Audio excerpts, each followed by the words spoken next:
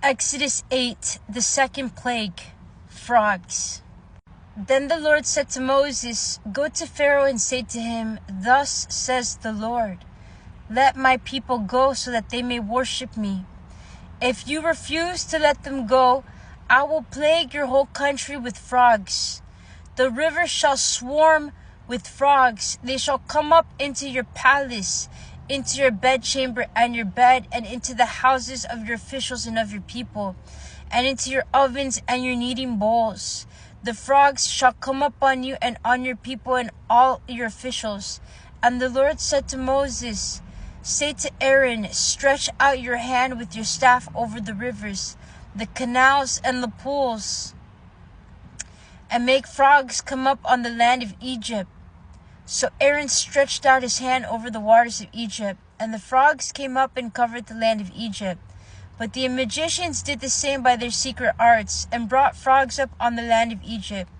Then Pharaoh called Moses and Aaron and said, 'Pray to the Lord to take away the frogs from me and my people, and I will let the people go to sacrifice to the Lord.'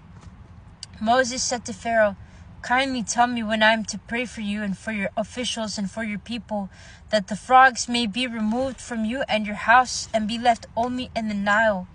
And he said, 'Tomorrow.' Moses said, 'As you say, so that you may know that there is no one like the Lord our God. The frogs shall leave you and your house and your officials and your people. They shall be left only in the Nile.' Then Moses and Aaron went out from Pharaoh, and Moses cried to the Lord concerning the frogs that he had brought upon Pharaoh. And the Lord did as Moses requested. The frogs died in the houses, the courtyards, and the fields. And they gathered them together in heaps, and the land stank. But when Pharaoh saw that there was a respite, he hardened his heart and would not listen to them, just as the Lord had said. The third plague, gnats.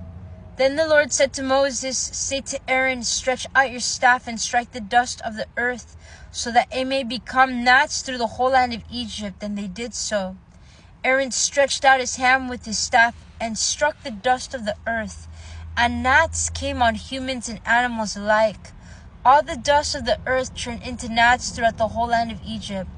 The magicians tried to produce gnats by their secret arts, but they could not. There were gnats on both humans and animals, and the magician said to Pharaoh, 'This is the finger of God.'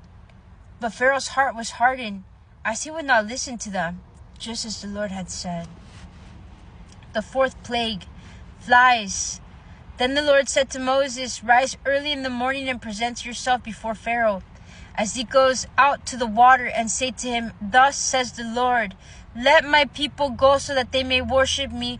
For if you will not let my people go, I will send swarms of flies on you, your officials and your people, and into your houses, and the houses of the Egyptians shall be filled with swarms of flies. So also the land where they live. But on that day I will set apart the land of Goshen, where my people live, so that no swarms of flies shall be there, that you may know that I, the Lord, am in this land. Thus I will make a distinction between my people and your people. This sign shall appear tomorrow."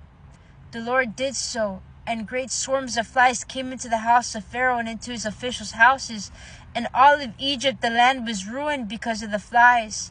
Then Pharaoh summoned Moses and Aaron and said, "Go sacrifice to your Lord within the land." But Moses said, "It would not be right to do so, for the sacrifices that we offer to the Lord our God are offensive to the Egyptians. If we offer in the sight of the Egyptians sacrifices that are offensive to them, will they not stone us? We must go a 3 days' journey into the wilderness and sacrifice to the Lord our God as he commands us." So Pharaoh said, "I will let you go to sacrifice to the Lord your God in the wilderness, provided you do not go very far away. Pray for me."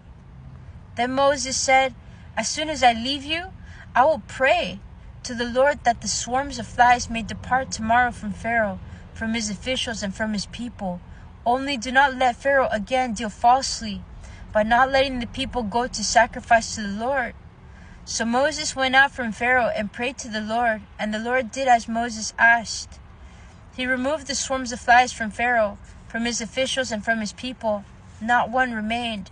But Pharaoh hardened his heart this time also, and would not let the people go.